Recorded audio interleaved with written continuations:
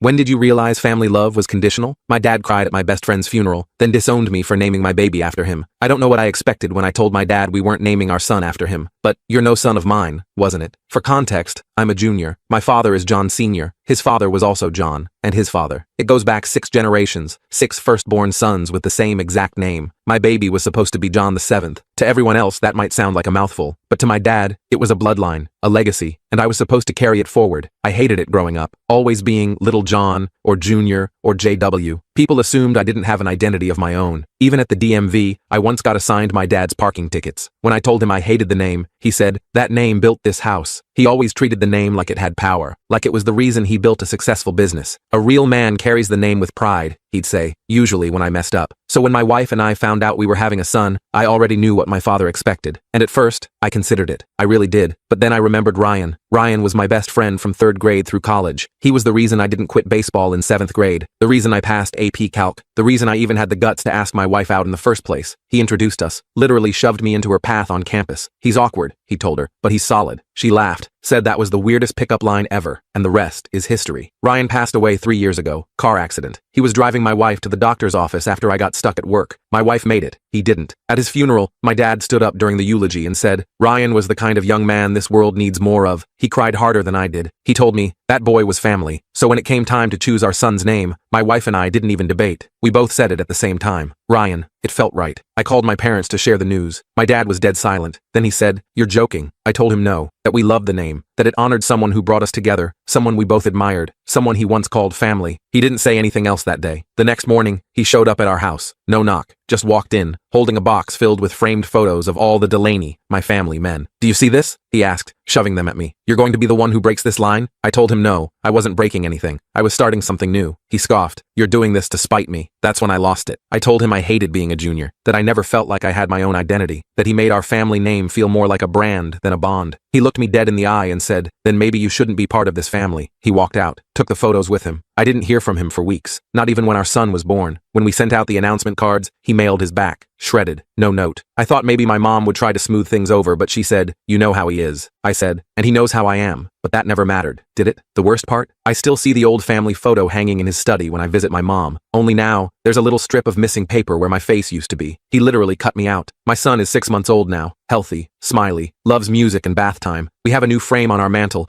Ryan's old baseball cap beside our baby's first onesie, a little tribute. My dad hasn't met him, at least he hadn't, until he decided to show up and surprise us on my birthday. The rest of the story where the dad shows up and causes chaos is on my channel and linked below.